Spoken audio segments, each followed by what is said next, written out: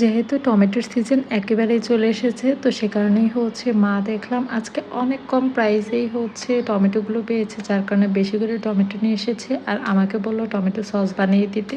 যার কারণে আমিও বললাম যে তুমি হচ্ছে আমাকে সব কিছু একটু রেডি করে দাও, আমি এক্ষুনি বানিয়ে দিচ্ছি। তো মা হচ্ছে এখানে টমেটোগুলোকে খুব সুন্দর করে ধুয়ে দিল, আর সাথে হচ্ছে আমার যা যা উপকরণ লাগবে সব কিছু বের করে নিলাম। আর এখানে খুব সুন্দর করে টমেটোগুলোকে কেটে নিয়েছি। এগুলো হচ্ছে খুব সুন্দর করে আগে বয়েল করে নিতে হবে। আর টমেটোর সাথে কিন্তু অবশ্যই কিছু মশলা অ্যাড করতে হবে, যার মাধ্যমে টমেটো সসটা একদম পারফেক্ট হবে। আর আমার ভিডিও দেখে যারা হচ্ছে টমেটো সসটা বানাবেন, তারা হচ্ছে অবশ্যই কিন্তু আমাকে জানাতে পারেন যে টমেটো সসের এই ফ্লেভারটা আপনাদের কাছে ঠিক কীরকম লেগেছে।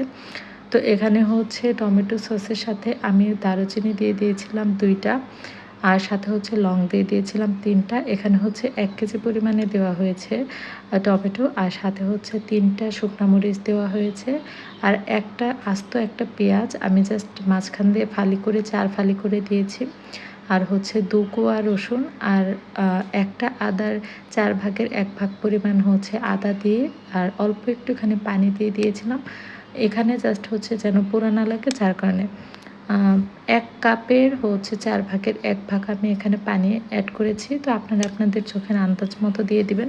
জাস্ট অল্প একটু পানি দিয়ে দিলেই কিন্তু এটা খুব সুন্দর করে বয়েল হয়ে যাবে।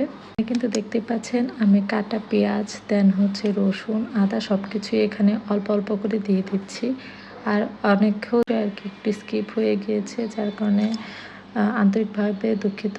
আর আমি কিন্তু এই টমেটোটাকে সিদ্ধ করার সময় কোনো ধরনের লবণটা ইউজ করিনি। আর এখানে দেখতে পাচ্ছেন তেঁতুল, তো এগুলো সব কিন্তু আমি টমেটো সসে দেওয়ার জন্য আনিনি, জাস্ট হচ্ছে অল্প পরিমাণ দিয়ে দেব।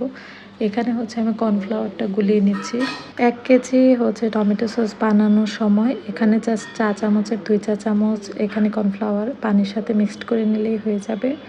আর আমি এখানে হচ্ছে এটার সাথে অল্প একটু তেঁতুল আমি হচ্ছে মিক্সড করে দিব। এটা হচ্ছে স্বাদের জন্য, যদি তেঁতুলটা দেন তাহলে কিন্তু স্বাদের ব্যালেন্স থাকবে আর কি। আর তেঁতুলটা অনেকে চাইলে স্কিপও করতে পারেন, বাট আমাদের টেস্টের সাথে হচ্ছে তেঁতুলটা খুব ভালো যায়, যার কারণে আমরা দিই।